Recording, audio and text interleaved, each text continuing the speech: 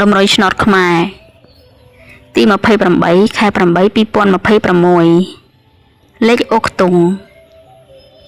មានដូចជាខ្ទង់ខ្សែខ្ទង់ចិត្តនិងខ្ទង់កៅ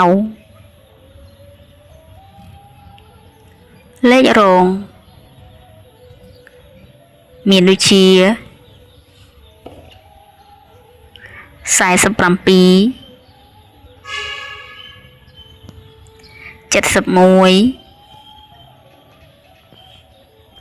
និង95 3លេខ